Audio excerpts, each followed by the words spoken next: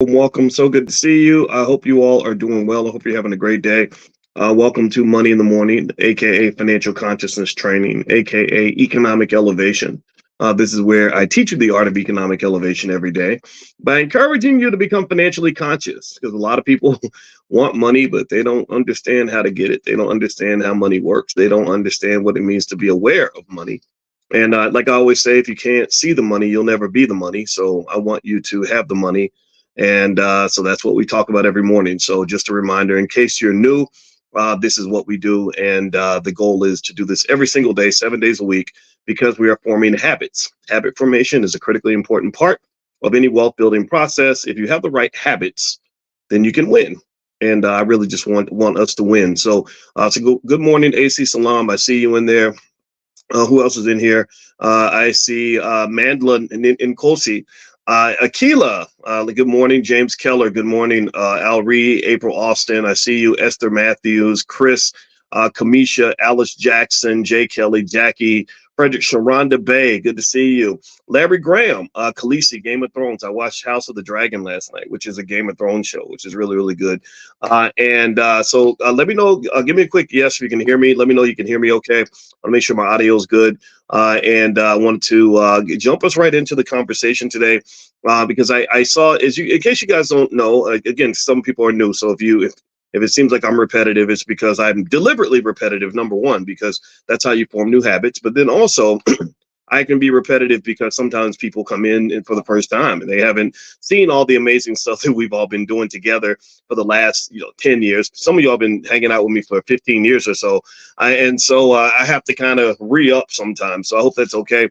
But then also what I found is that repetition is one of the keys to success. Well, repetition is kind of the way you really change culture. A lot of the things that we are trained to do, the things that we're trained to believe, whether it's about money or life or anything else, comes from just repetition. That's it. And so ultimately, when you're talking about who you are and how your brain is made up, I really want you to become aware of the subconscious mind. My wife is a therapist. She's an expert on the subconscious mind. So talking to her really helped me understand that the biggest challenge that we have as Black people when it comes to wealth is related to the programming of our subconscious mind. Our mind has been programmed to see the world in a certain way and to see money in a certain way. And so you have to change the way you see money. If you don't if you don't change the way you see money, then you are going to pretty much get whatever they want you to have. You're going to get whatever the people before you had, your parents, your grandparents, stuff like that. You're going to take the generational curses and embrace them, as opposed to deciding conscious discernment of which of these generational traditions that you're going to hold on to and which ones you're just going to throw out with the garbage, because some of the stuff is garbage and I don't want you inheriting garbage, nor do I want you passing financial STDs down to your children. If you don't know what a financial STD is, it's all in my book, Financial Lovemaking, actually. If you go to drboycebooks.com, the book is there. I wrote this book when I was on the faculty of Syracuse, and I wrote Financial Lovemaking because I was really fascinated when I was on the faculty there by how many people ruin their lives when it comes to money. Just how many bad decisions are made when it comes to money, how many bad outcomes in relationships happen because of money. How many times I remember one time, I was about 31 years old, and I saw this guy he was a white dude, and he went to college with me, but I didn't know him in college. We went to the same school, we were in the same business school at the same time, but we did not know each other. And so I saw him, though. It was kind of cool. Like, you see somebody that's an alum of the same school that you went to, and you're like, hey, how you been? How's your life? How you doing? And I'll never forget. This guy was, oh gosh, I had something in my teeth. Sorry. This guy was so depressed. I never forget how sad he was. And I was sad by seeing how sad he was, and I said, so it's he said, man, things haven't gone well. And I was like, really? Okay. So what's going on? And he proceeded to tell me that he just got a divorce. And he said that, he kind of lost everything in the divorce. And he was devastated. He was depressed. Like, I really, when I think about this guy, I talked to him. It was over 20 years ago when I talked to him, but he almost sounded like suicidal. Like, he was that sad. And a lot of people don't talk about that. A lot of people don't talk about how just traumatized, people can be when, if you're married or something, and your spouse decides that they want to put you out, or you can't live with your kids anymore. It kind of takes away your sense of purpose. And a lot of times when a person loses their sense of purpose or their reason for being, then part of you is just kind of dead. It's very easy to get to the point where you just say, look, I might as well just go ahead and end it, right? And I don't want to see that happen to anybody, right? I think that that's really sad to see. And so anyway, so let me finish this discussion here on this point. So the poor guy, is telling me about what happened to him, and how bad the divorce was, and how he felt like he got taken to the cleaners in the divorce and stuff like that.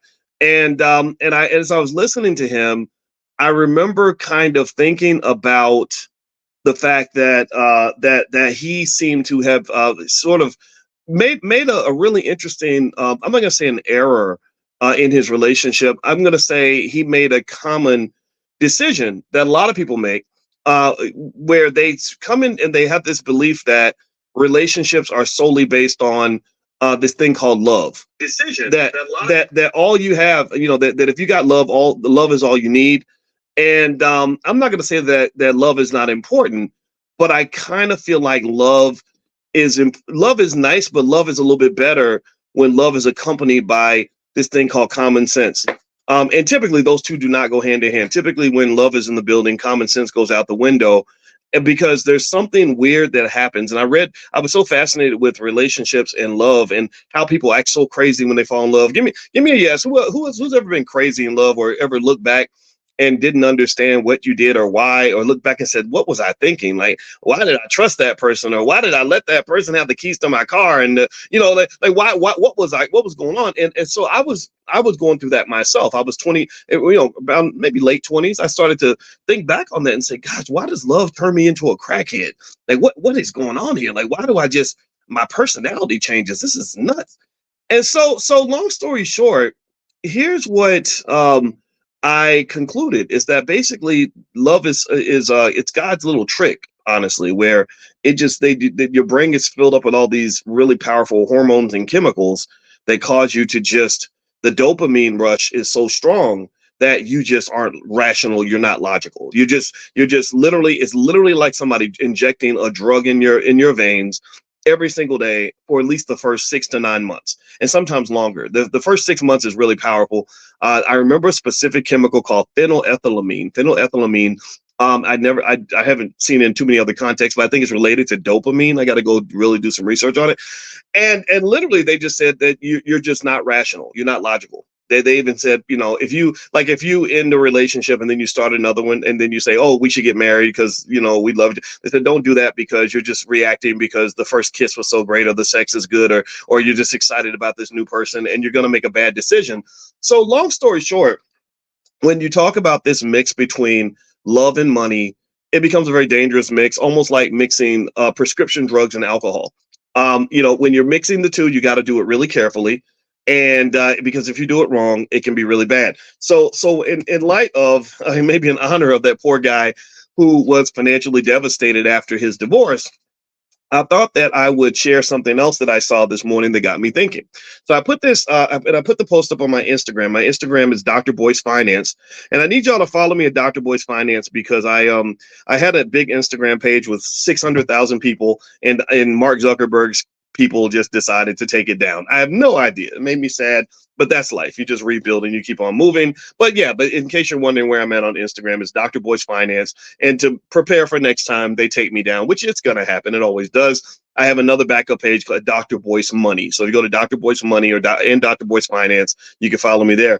And on this post, there's basically a guy kind of warning other men. He says, newsflash, you'll never be the man in a house that is owned by a woman. You're just there for the bills. And in the post, which again, it's on my Instagram, it pictures this guy. He's sitting there. For some reason, he has no shirt on, and he has his suitcases next to him, and he's sitting outside with no shirt, looking sad and reflective, like something happened, and he got put out or something, and he's sad and devastated about his relationship. And so I thought about this and I said, okay, so this to me is, and I don't like stuff that contributes to what I call the gender wars. The gender wars are pretty intense right now in some segments of the community. You have a lot of hurt people that hurt people by saying hurtful things about other people. So you got men who just complain. They get on the internet and they complain about women all day, and then you got women who complain about men all day. And I'm not a person that believes you solve a problem by complaining about it. Again, remember, I'm a mathematician, and I've never run into a mathematics problem that you ever solve by complaining or whining about it, or getting angry at the chalkboard because the problem was too hard. I just come from a space where you solve the problem, right? So I don't understand the complaining culture, but so I say that we embrace the problem solving culture. So here's what I'm saying. I'm going to break this down. This is our financial consciousness exercise for today. So there's the one side where the guy's saying, if you're there just paying the bills and she owns the house, you're not the man of the house. You're just there to pay the bills. Okay, I hear that, right? You feel like you're an accessory. You're not really getting much benefit from your contribution. Okay, that's fine. But then the other side of that I've seen is examples where a woman was in a relationship with a man for a very long time, made significant contributions to the man, and did not get financial benefit from that, did not get ownership or control of anything during that time. I remember when I was a kid, I had a friend whose mother wanted to take her own life, and because and she was one of those interesting.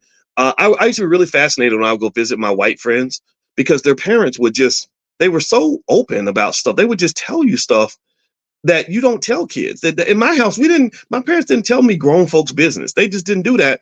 But this lady she told us all her business. And I was like 16 or 17 thinking, I don't really need to know all the problems of a 38-year-old. Who does that? But maybe that's just me. Maybe that was just my family. That, like my parents, they never argued in front of us or anything. Right? And I'm glad that they didn't, because I didn't want to hear about the problems of 35 and 40-year-olds when I was a teenager. So just keep that in mind. Some of y'all be fighting in front of the kids and all that. Don't do that. It's hard enough to be a kid. But this lady would tell me all her business.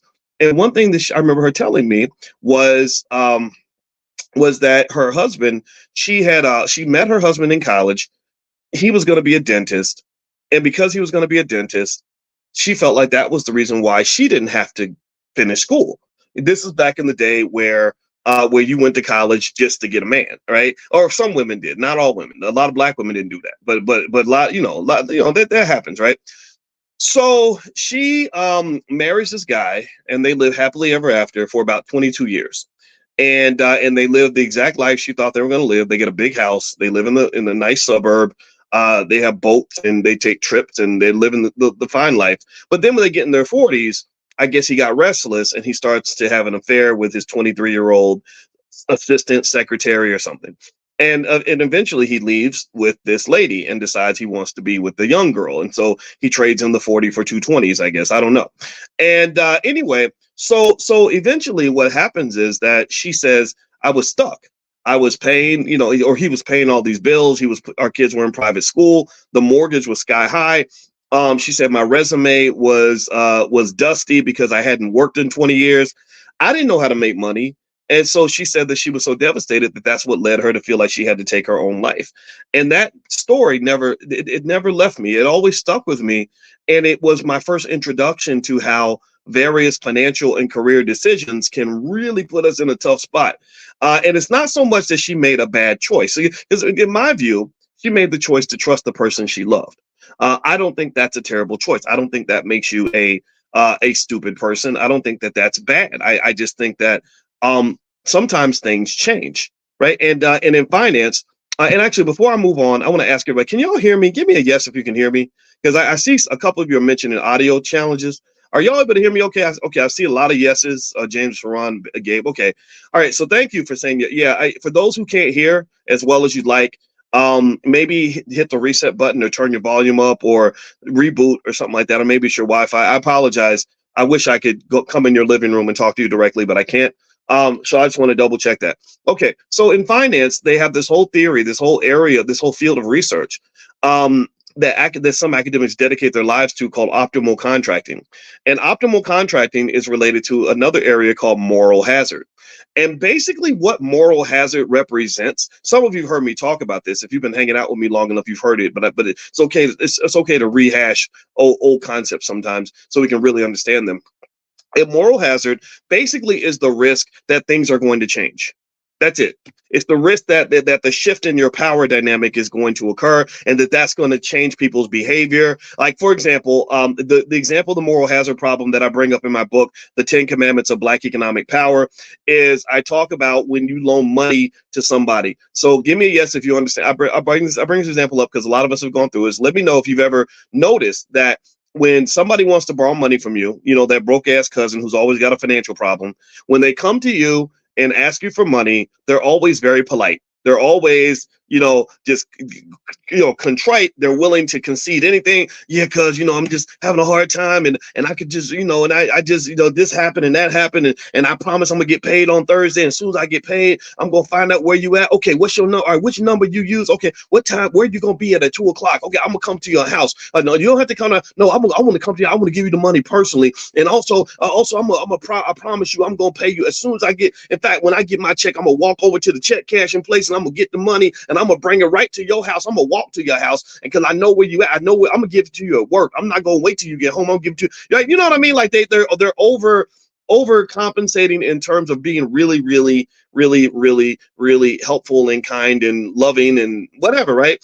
And then when they're waiting for you to decide if you're going to give them the money, they pick up the phone on the first ring, right? I've gone through this. I go through this all the time. Take it from me as a guy who always has people asking me for money. I've noticed how nice people are when they want something from me. It's kind of an amazing thing. Well, then you loan them the money, and as you all know, we know that's when things start to change. That's when the cousin is not picking up the phone on the first ring anymore. They're not even answering text messages, and they might take 3 days to answer a text, and then say, "Oh, I was busy." I'm like, "You're too busy to look at your phone. You did not, because it takes a second. I can look at my phone right now and see a text message and respond. Like it don't take that long to respond to it. It don't take 72 hours to respond to a text." Unless you don't want to talk to the person that's texting you, right? And then or then finally you get them on the phone and then they got an attitude like what you want, like why you bothering me?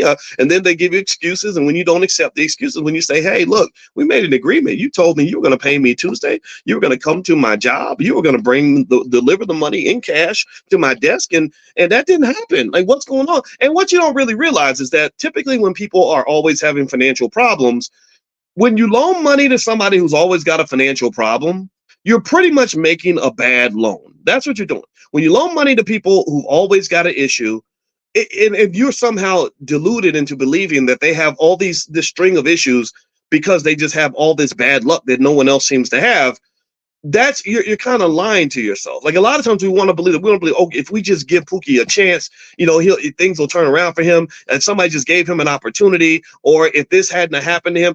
And the reality is that there's a pattern established. There's a culture around this person, like a little dark cloud they carry around them deliberately that shapes how they view the world, how they make decisions. So when you make that loan to that person who's always got those financial problems, you're making a bad loan. They have a bad credit score, so you're really making a risky investment to begin with, right? But maybe we don't know that because we want to believe in the best in people and see potential in people. So you're hoping that if you loan Pookie this $400, this will be that one little opportunity he's going to get that's going to make everything better. So anyway, but the thing I want to point out to you is with moral hazard, what they talk about is how Pookie's attitude changes once he has your money.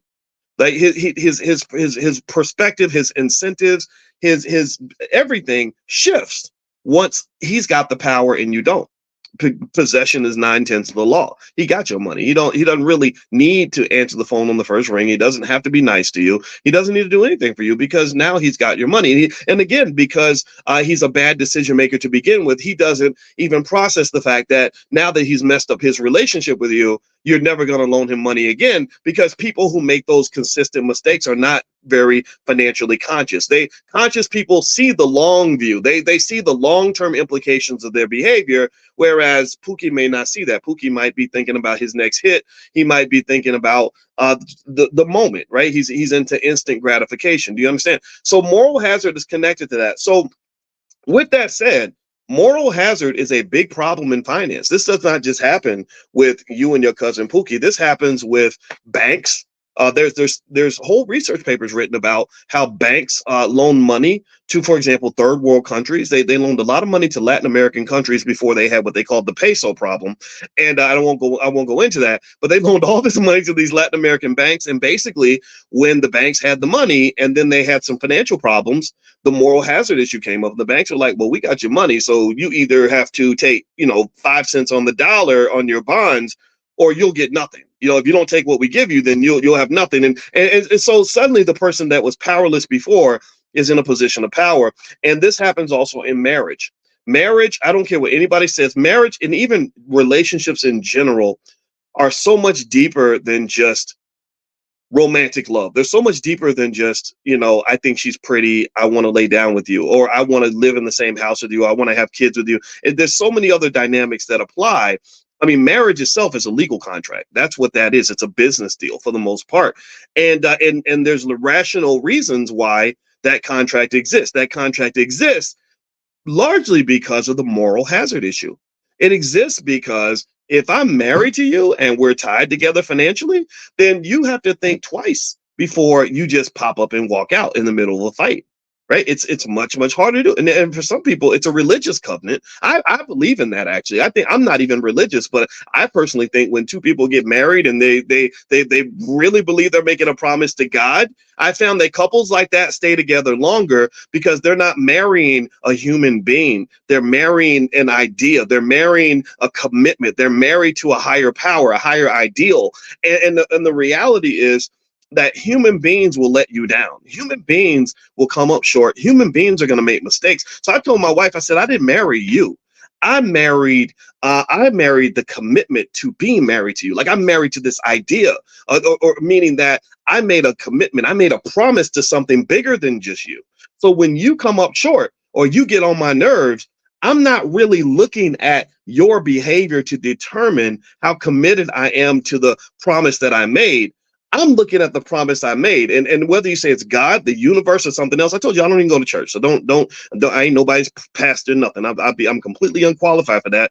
But I do believe in commitment. Where I come from, when you make a promise, you stick with it. That's it. That's all I just told her. So there's nothing you could really do that would make me divorce you. If we ever get a divorce, it's going to have to be your choice. It's not going to be mine, because I don't come from that space. I come from a daddy who's been married to my mama for 50 years. And that meant that he had to really endure ups and downs with a very flawed person. And she had to endure ups and downs with a very flawed person, because they were just married to a philosophy, a principle. It was a principle-based marriage. Do you understand? That does not exist very often. A lot of people stay married as long as the person doesn't upset them, disappoint them, let them down, or whatever. I'm not making fun of people that are divorced. So a lot of you are divorced. I know, I'm not.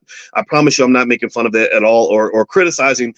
I'm just saying that that's just it's a mindset, right? So anyway, so studies tend to show that people that are more married to some sort of bigger idea, an idea that's bigger than a person, that's not contingent on another person's behavior, those marriages tend to last longer, because then when the person messes up or they come up short, they say, well, you know what? I'm married to, I made a commitment to God. I'm married to the church and to God. I'm not really married to you, right? So anyway, that's just a little thing I've observed. Again, take it with a grain of salt. If it sounds like BS, then throw it out, please. All right. So here's the other thing too. The other thing about marriage is that it is a legal contract, and it does provide various financial incentives, carrots and sticks, to basically make it much harder for you to just walk out the door and dump each other. It's similar to the relationship between the United States and China. I would argue that the reason that the United States and China have not decided to just go to war with each other and start launching missiles at each other is because they are so deeply connected financially. They are financially married. We are so locked in together economically that a war between China and the United States would devastate both economies. It would hurt them more than it hurts us, but it would still hurt us too, because we're greedy as hell. America is a capitalist society, and we kind of worship money in this country. It's unfortunate. I don't agree with it. That's not my style at all, but that's kind of what you're dealing with. So that marriage, it has some uses. It kind of has some logic behind it, and it's not crazy. Now, here's the thing, though. not everybody wants to get married. Or why? Well, because, number one, like the poor guy I saw who was so depressed, I thought he was going to take his own life. Maybe the other person doesn't do what they're supposed to do, and there's lots of pain that comes with people disappointing you in a relationship. Maybe it's because you just don't, the whole commitment thing isn't your thing. Maybe you just feel like, look, hey, I can be committed to you, but that doesn't mean that we have to be committed in every single way, right? For whatever reason, there are people who just decide not to get married. And I think that's a perfectly logical decision. I'm not here to judge that or evaluate that. I'm not a Bible thumper or a person that's going to tell everybody what to do. But one thing I will say is that if you go into a situation where you have a long-term relationship and you don't secure your financial and legal rights, you are in an incredibly vulnerable situation. You're vulnerable. I've told you all that story about the guy who was in his 50s. He was an old player. I'm in my 50s. I guess I'd be an old player if I was out there playing. I ain't playing. I got my wife. But he was an old player. He had a young girlfriend, about 32 years old, and he forgot that he wasn't 32. Also, he thought that he believed this lie that people keep telling, that age ain't nothing but a number. Well, if age ain't nothing but a number, it's a very important number, because every time I try to get up, I watched the Olympic trials this weekend and I saw Noah Lyles run 9.8 seconds in the 100-meter dash. And in my head, for a moment, I imagined myself as a 19-year-old or a 20-year-old running. I didn't run 9.8 seconds, but I can imagine myself sprinting. But then you try to do it and then you pull a hamstring just thinking about it. Like, I literally would just think about running and I would pull a hamstring. I didn't even have to get off the couch. I pulled a ham. How the hell are you going to pull your hamstring while you're sitting on the couch? But anyway, so life has a way of reminding you that you're not a kid anymore, but then sometimes we don't want to accept that. So he's 50 something years old. He's got the 32-year-old girlfriend, maybe 30, something like that. The girlfriend is the same age as his daughter, so as you might expect, the daughter ain't too happy with none of that. The daughter hates the girl, but she can't say nothing because she doesn't have any rights to tell her dad what to do. So her dad and this lady have this relationship, and it's a good relationship. Whatever reason, two grown people deciding to be together, ain't nothing wrong with that, in my opinion. So he treats her well, she treats him well. She lives with him. He pays all the bills, and then he just has a stroke. Suddenly, the universe reminds him that no, you're as much as you think that age is just a number. We're going to show you how important that number is. So he has a stroke, like a lot of black men in their 50s. The 50s are kind of that heart attack stroke age.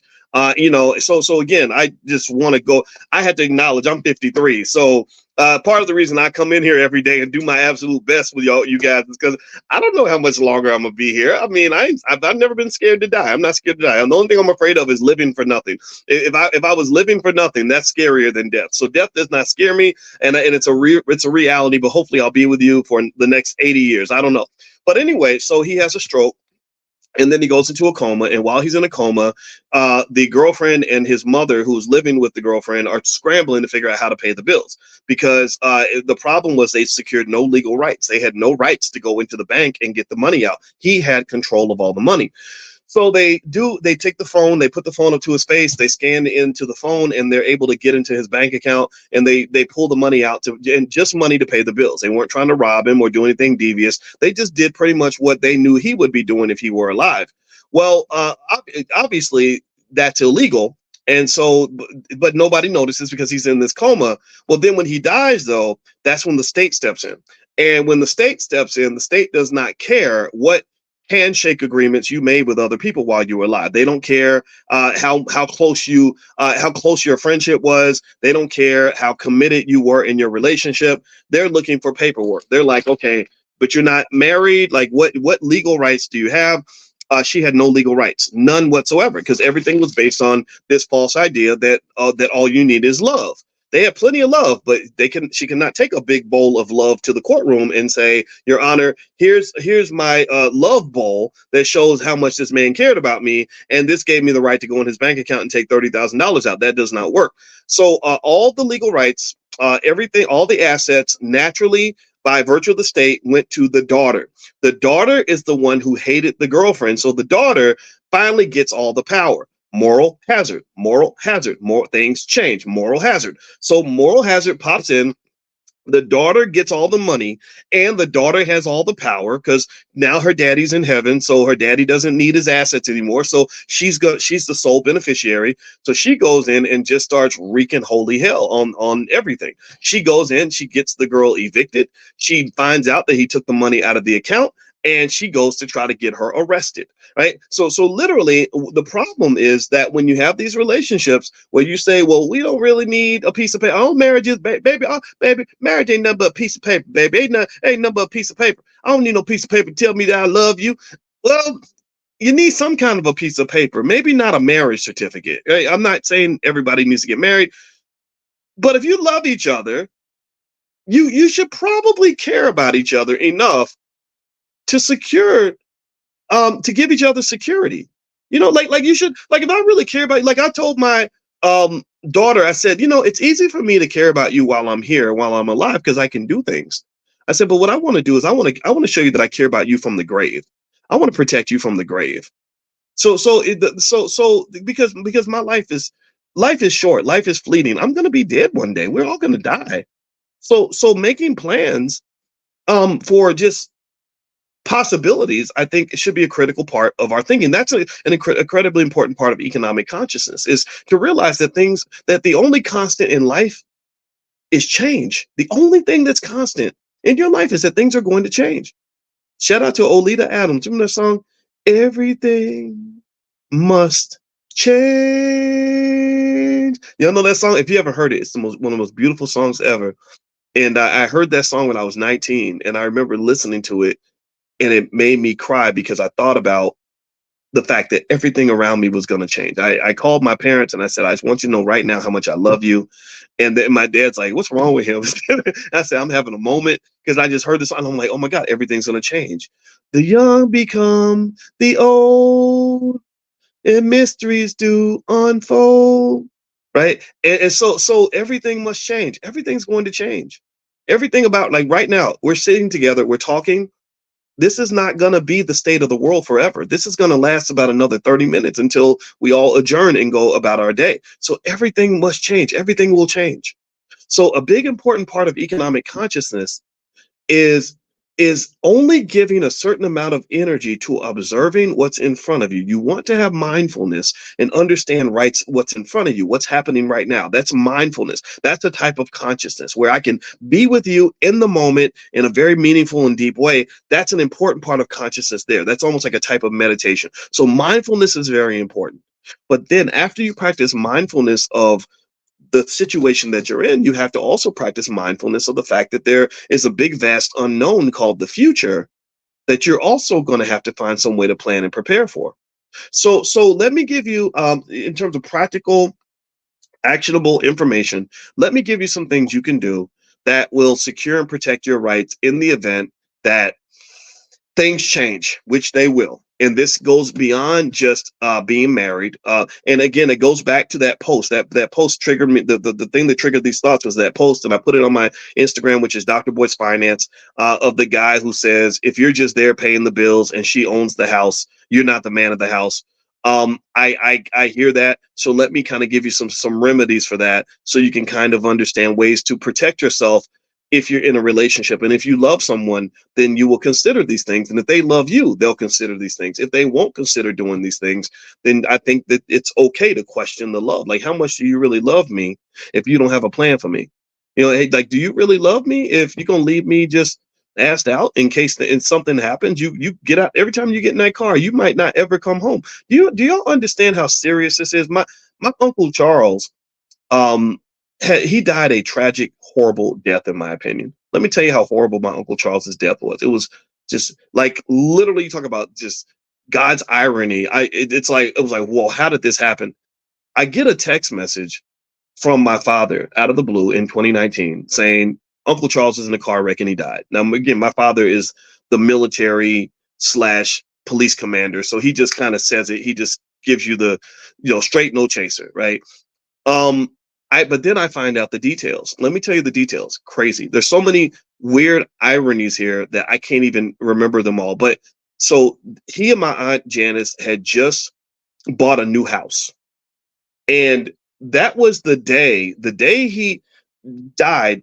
was the day that they were going to move into their new house.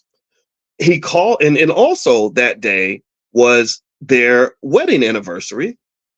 And also the day after was her birthday. So he calls his wife, where they're about to come home, move into the new house, go out to dinner for the wedding anniversary, and celebrate her birthday the next day.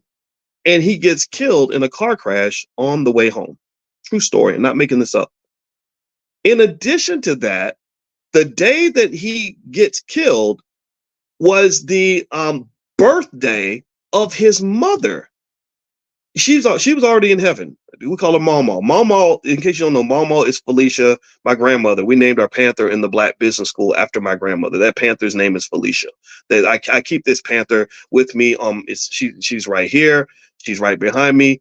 Every time you see me with that panther, just know that's me carrying my grandmother with me, because she's the first person that taught me about financial literacy and investing, about money and wealth.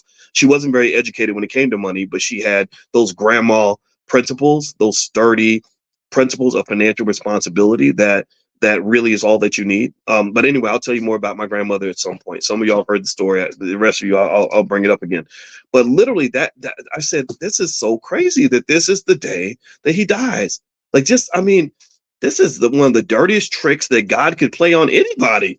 It's his mother's birthday. His wife's birthday is the next day, their wedding anniversary, and they were literally packing that night to move to the new house. And I just, so these things happen. You got to prepare. But let me tell you about my Uncle Charles. I don't want to depress anybody, so let me tell you the good side of the story. Let me tell you this. A few years earlier, I had gone to Applebee's with my Uncle Charles, and we were sitting there in Applebee's, and this was 10 years earlier. I was probably in my mid-30s. I was on the faculty at Syracuse, and he was late 40s, almost 50. And he was asking me about financial stuff, right? And the reason he was asking me was because he was financially devastated. His credit score had was like in the toilet. He had just lost a bunch of money. I think something happened with a lawsuit or something, and he was really sad because he was starting all over again financially. And I remember us sitting in Applebee's, and it was maybe about 2006. And I was kind of trying to cheer him up. I was like, you can do this. You can come back. It's okay. You just keep trying. Blah, blah, blah. And I remember him saying, he said, yeah, but it's kind of hard to start over when you're almost 50 years old. And I just remember just kind of encouraging him and trying to, support him. So check this out. This is the part that made me so proud of him. So you fast forward, and neither one of us at that time knew that in 2019, 13 years later, that I was going to get a text message saying that he was dead. So, so this is what replayed in my head. So years later, my aunt tells me that my Uncle Charles, not only did he fix his world up financially, got the credit score up, they just bought their dream house, had plenty of money saved. He had, I think, 2 or 3 massive insurance policies. Like literally, like he got his own life insurance. He had insurance from his job, and when he was killed in the car wreck, he was, again, given that death is horribly unfortunate, but some deaths are worse than others. The one good side of it was that the truck that hit him was being driven by a guy who was working for another company that also had to write a big old check. Again, nobody's happy when someone dies, but hey, if I just happen to die in that situation, I want to get killed by a rich person or a rich company. And so lo and behold, he was able to leave a beautiful and really extraordinary economic legacy with his family because he was a Black man who did not give up. He was a Black man that loved his family enough to make a plan for them. He prepared. He thought about these things. And I said, I am so proud. When I went to his funeral and I spoke at the funeral, I was so proud of him. And it just, so to me, it's like, look, here's the thing about death. And I hope I don't sound weird talking about it in this way, but death is coming for everybody. We're all in this thing together. We're all floating on this big ship called Earth that's hurtling us through space at 100,000 miles an hour. And where we happen to have bumped into each other in this place and time. But we know what's going to happen. We know how this story ends. That none of us is going to get out of this alive. None of it. This movie will not end with any of us surviving the film. So to me, given that we know that death is going to occur, why don't we make a plan for that? Why don't we make a pact of immortality? That's what I would call it an immortality pact. Except I'm not going to be like Jim Jones and tell everybody to go drink some poison Kool-Aid. That's not what I'm saying. I think that the immortality pact should be that we are all committed to make sure that we engage in optimal contracting. There's that term again I used earlier. Optimal contracting to ensure that we've got something in place to make sure that if something happens to us, when the Grim Reaper shows up at our doorstep, that the people that we love are going to be taken care of, that they're going to be in the same position that my Uncle Charles's family was in. So in the middle of all the sadness and devastation that they felt to lose him, I mean, it was a terrible way to die. They were at least able to know that they were financially secure and that the bills were paid for the next 2 or 3 generations. That's pretty cool. That's pretty cool. I was very proud of him for that. So anyway, with that said, let's go back to the stuff about it's so funny. I didn't even plan to really bring up my Uncle Charles. It just kind of, again, this, y'all know how I do this, stream of consciousness. So actually, let's circle back. But so let's hit the reset button real quick. I want to remind y'all of a couple of things. Number one, a lot of you were asking about how to invest in the stock market. And I told you guys, I think everyone should invest in the stock market. If you want to join us tomorrow, I'm going to do a training on called how to invest in the stock market. I'm literally going to take you into E-Trade and Robinhood and show you exactly step by step how to buy shares of stock and talk you through, answer questions, all that stuff. And the materials are yours for life. If you want to get an invitation to that session, just make sure you're on the text list. If you're not on the text list, pull out your phone, text the word morning, MORNING, to 87948. Text morning to 87948. Not only will you get an invitation to this free training, we do this every single day, 7 days a week, 10 a.m. Eastern.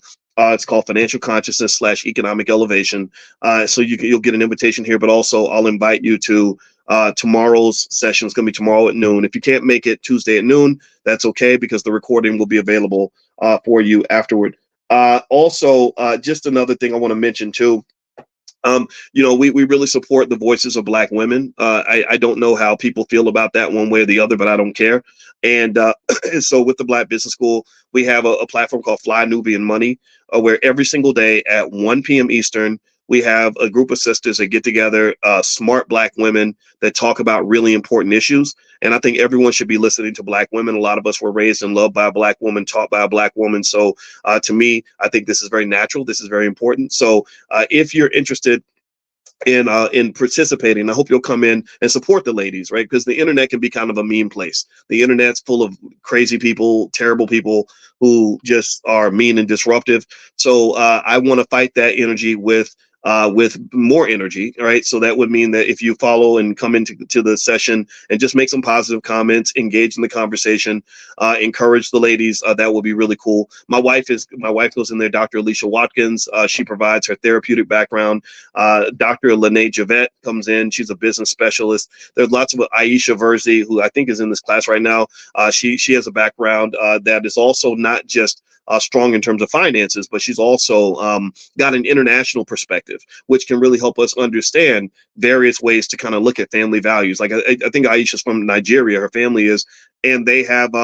I really admire the way the Nigerian people look at education and family, and I think as Black people in America, we can learn from that.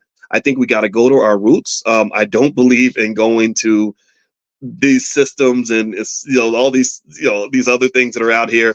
I don't think that's the solution. I think the solution is for us to go back to the basics. So anyway, if you want to follow the ladies and be notified when they do their show every single day at 1 p.m. Eastern, just text the word Queens to 87948. So pull out your phone, text Queens to 87948, and your support would just mean everything. And if you could actually consciously come in and make a comment and just join the discussion, like that really, really helps. And I want to encourage them, because I personally think that we should listen to smart Black women, because Lord knows there's a lot of weirdos online, and I want to hear from the smart people. Even if you're a weirdo too, just be a smart weirdo. Be a weirdo with some solutions, please.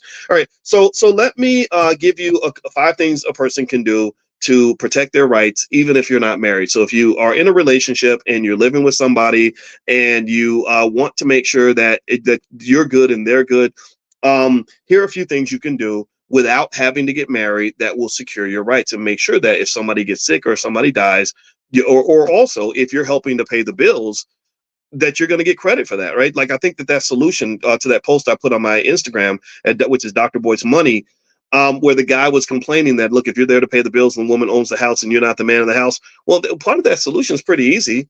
To me, if you are paying the bills and paying a big chunk of the mortgage, then I think you have a right to ask to be put on the deed. Like you can just go somewhere and sign a document, and your name would be on the deed. You would have some property rights, and that only makes sense. Right? That to me is a simple solution, as opposed to the other solution that some people follow, which is just, I'm going to run to the internet and cry about it.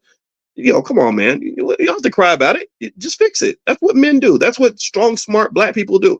And by the way, it's not text Queen to 87948. It's Queens with an S. Text Queens with an S to 87948. And also flynubianmoney.com. That's the URL for everything too. All right. So a few things you can do is, number one, there are things called cohabitation agreements. And that's basically an agreement that you can get with an attorney. You can go on Rocket Lawyer or something like that to set it up, where it pretty much defines your financial responsibilities and property rights. That can be important when you're living with somebody. I don't know if anybody else has ever done. How many of you have ever had a situation where you had a roommate that didn't pay their share of the rent and everything was in your name, and then they moved out? And maybe I'm telling on myself, maybe I'm telling my story, but I've seen, how many of you have ever seen somebody go through this where you have everything in your name, you have a roommate, your roommate's supposed to take care of half the rent, they don't, then it messes up your credit because the landlord's looking for you, they're not looking for them. Well, sometimes it's, especially when you talk about the world of grown-ups where people live together, whatever, and cohabitate and do whatever they're going to do. It's important to consider having an agreement in place to ensure that everything is clear, that everyone knows what they're supposed to do financially, and everybody knows what they actually own, so that if the relationship dissolves, you can say, that's mine according to the agreement. This is mine according to the agreement. I deserve half of this or a piece of that or whatever. I think and those are simple contracts you can do. Again, either with a lawyer or even on a Rocket Lawyer or something.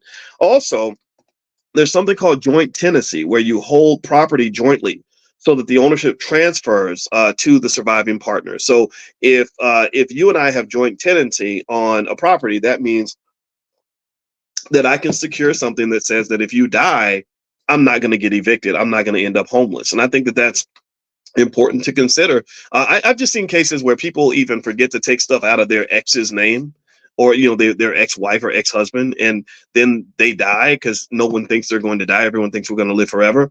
And then next thing you know, this ex that you hate is coming in and claiming ownership of all your stuff. Like, that's terrible. Like, why would you put your partner through that? There's also something called power of attorney. Now, with a power of attorney, you basically are signing a document that gives this other person the rights to make certain financial and medical decisions in the event that you cannot do that. I think that if you love each other, a good way to test the love is to say, look, hey, do you trust me enough to have power of attorney in the event that something happens to you or something goes wrong? If they don't, then maybe that warrants a further conversation. You can also list each other as beneficiaries on your insurance policies, retirement accounts, and bank accounts. If you go to your bank and you say, I need to put this person's name down as the person who can access my account in the event that I die, you can do that. And the thing about it is, the same thing is true for your brokerage accounts, all that stuff. And the reason that would be important to me is because, think about it like this. Go back to the example of the guy I told you about who's in his 50s, who had the young girlfriend, and he's paying all the bills and all the rent. Her biggest problem was, oh crap, he died on Thursday. The rent is due next Tuesday. How am I going to get money next Tuesday if he's not here? Or he went into the coma. I'm sure when the coma happened, that was probably when they first panicked. So in my view, I would argue that if you put someone down if they've got power of attorney and they're a beneficiary on your bank account and on your investment account, they can hop in and make adjustments in the event that something goes wrong, because things go wrong. That's life.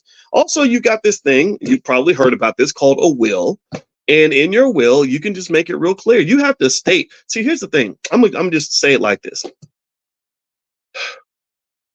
How can I say this in a way that isn't me telling on myself or revealing too much or whatever? Because I am talking publicly, and I would never want something to be misconstrued. But there's a way that I show and I think a lot of people do this, especially men, but I think women too. One way that I've shown love, like real heavy love for a woman, I've only really been like heavy in love a couple times. Is I publicly declare that person in that relationship. Like I'll give you an example. Most of you, how many of you know about my wife? Give me a yes if you've heard me talk about my wife. How many of you have heard me talk about Dr. Alicia on numerous occasions? Anybody? Okay. One thing that you probably haven't heard is me talk about the person that I dated before my wife. Very nice lady, very nice lady. I don't even want to talk about her, but that was not. She was not Alicia. She was not going to be my wife. She's a nice lady though. But just because somebody's nice don't mean you got to marry them. You can only marry one. And that's intentional, right? To me, my way of showing that love is like, hey, I go out to the world and I announce to the whole world, I'm taken. So that means don't be sliding in my DMs. Don't be trying to get me up and caught up in nothing. I got a wife, and that protects me as a man. Right? And me announcing that I have a wife is something that draws a boundary, and women respect that. First thing they'll do is that if I meet, because I see y'all, sometimes you see me and sometimes people think you're kind of cute. You got money makes you cuter, and I can see it. And then the woman will say, "Oh, how's Dr. Alicia doing?" And that to me is just kind of like acknowledging, like, look, I heard you, I know you all about your wife, so I'm not here to, and I appreciate that, and that really makes things easy, right? So, and here's the thing. A lot of you don't. The only people who know this are people who've been following me for like more than a decade. Back in 2007, I don't know if y'all know this, but this was not the first time I was going to get married. I actually got engaged in 2007.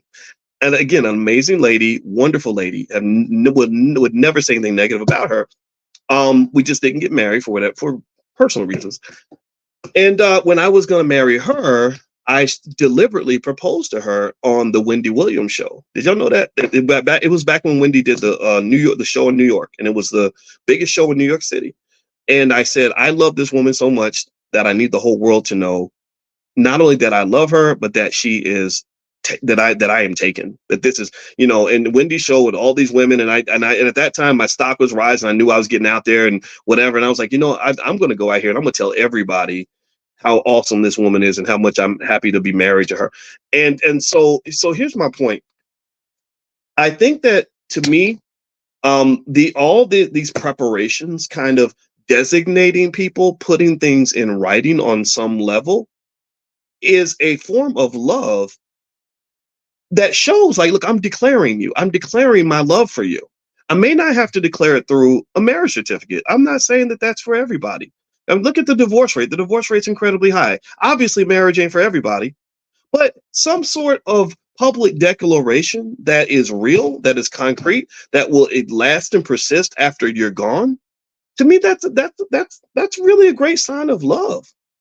And if I'm not ready to declare anything, that's very, very risky.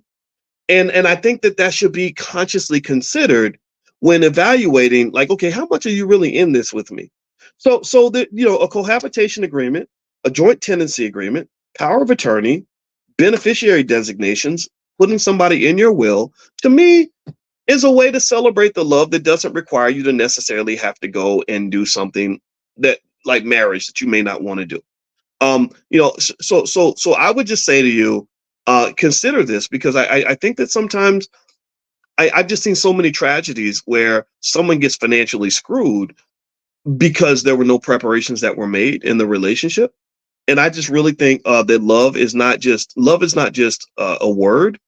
Love is not just a feeling. Love is a verb. Love is an action. It's a series of actions. If I love you, I'm going to love you. I want to love my wife every day by taking out the garbage and being there for her and the kids and doing what I'm supposed to do as a husband. It's not just me sitting back and doing nothing and saying, baby, I love you, right? I love you. Love is not a feeling. When you get in a serious relationship, love is an action. So maybe an action would be to put something in writing. So maybe instead of putting a ring on it, maybe you put a piece of paper on it or something. But you got to do something, because if you don't, then ultimately you're very, very vulnerable and you end up like that poor guy who feels used because he paid all these bills and he doesn't own any piece of the house that he was paying bills into for the last 5 or 6 years. So it's not just for the women, it's also for men as well. So either you're going to have a grown-up relationship or you're not. And that, to me, that's an aspect of another concept I talk about in my book, The 10 Commandments of Black Economic Power, called economic maturity. Economic maturity is connected, in my view, to emotional maturity, relationship maturity. An immature relationship is like the sixth grade. We girlfriend and boyfriend. They send you a little note. Will you be my girlfriend? Check yes or check no. Like, that's an immature relationship. Or that's my girlfriend. You got 50-something-year-old people talking about that's my girlfriend, that's my boyfriend. Why are you 55 years old? Why are you dating a boy? Seriously, are you 47? Why are you dating a girl? Like, you're supposed to be dating a girl. You ain't R. Kelly, man. Like, you're not supposed to be dating a girl. You're not supposed to have a girlfriend. You're supposed to have that's my woman. That's my lady. It's not your girlfriend. Come on. Like, that's weird. That's weird language, to be honest with you. I know everybody says it, but still. So to me, part of financial maturity, emotional maturity, relationship maturity means, okay, maybe we're not going to get married, but let's have a mature relationship. A mature relationship is something that can be documented, that's going to have to be recognized by the state, because I'm signing documents that are declaring this relationship to be legitimate. Do you understand? Give me a yes if this is making sense. Let me know if you get what I'm saying here. I'm not giving you relationship advice at all. I'm just giving you like what I might call financial lovemaking tips. Okay? Financial lovemaking means that money and love are linked, whether we like it or not. We want to act like love and money ain't got nothing to do with each other, and that's the most ridiculous thing a person can say. Money is everywhere. Like I told you, when I started making more money, I became more handsome, and that's because there's a million years of biology that says that women are more attracted to men that have resources.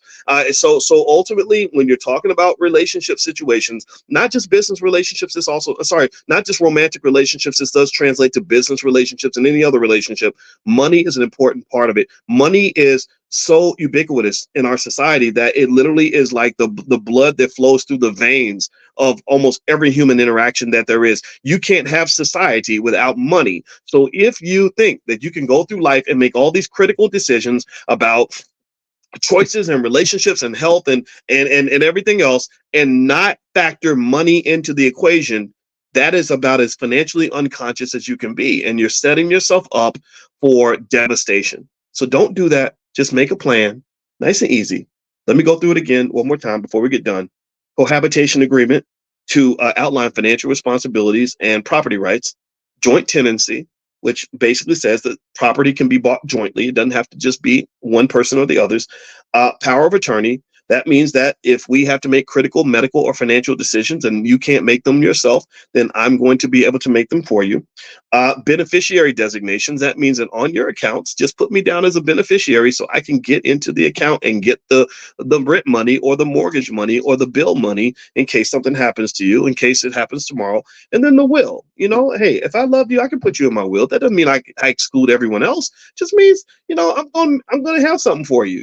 If I'm gone, I'm going to be here in the afterlife, not just today. Okay. All right. So anyway, all right. So before we go, really quickly, I know a lot of you, when we were talking about doing the companion to Money in the Morning, I called it Money in a Minute, where I was going to basically just set something up where you can learn topics by having them just sort of sent to you via text message. I'm almost done with one of the first installments. I'll let you guys know the two popular topics that you guys mentioned that you wanted to learn about in detail were stock options and estate planning. So those are going to be the two things that we're going to put out. We'll put out stock options first, then we're going to do estate planning, where you can learn estate planning concepts, literally getting like a 90-second lesson sent to you via text every day, or you can just log in and watch them all at once if that's what you want to do. I'll keep you guys posted on that. Number two, tomorrow I'm doing that special event at noon Eastern, called How to Invest in the Stock Market. I really, really want, again, I don't require you to, there's no cost to be in this class. You only have to pay attention. But I really, really want you, everyone in here, this is the one favor I'm asking you, is I really want everyone in here to be a consistent investor in the stock market on some level. I don't care if it's 2 nickels a week. I want you participating in the stock market. So tomorrow I'm doing the training session, How to Invest in the Stock Market. I'll walk you through the process, everything else. So you can get in. There is a fee to join, and everything's yours for life. You can bring your whole family. or you can do a $1 trial in the Black Stock Market program. I'll send you a link to do the trial later on today. Make sure you're on the text list. The text list, to be on the text list, text the word morning to 87948. If you text morning to the number 87948, I will send that to you. Also, if you can't get on the text list, just send an email to support@theblackbusinessschool.com. I know some of you are international, and so if you email support@theblackbusinessschool.com, they can help you. And then last but not least, the ladies at Fly Nubian Money are going to, Dr. Alicia, Dr. Lene, etc., are going to be live at 1 p.m. today, and they're live every single day.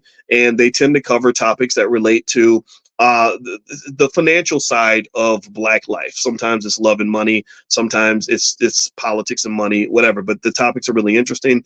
And so if you'd like to join in and participate in that discussion, you can get on that text list. Just text the word Queens, QUEENS, to 87948. Text Queens to 87948, and that's because the platform's called Fly Nubian Queen, and Fly Nubian Money is a segment of Fly Nubian Queen. All right, guys. So have a great day. God bless you. Thank you so much for hanging out. I will see you all tomorrow morning at 10 a.m. Eastern, and I hope you have a great day. And I love you. I'll see you soon. Take care. Bye bye.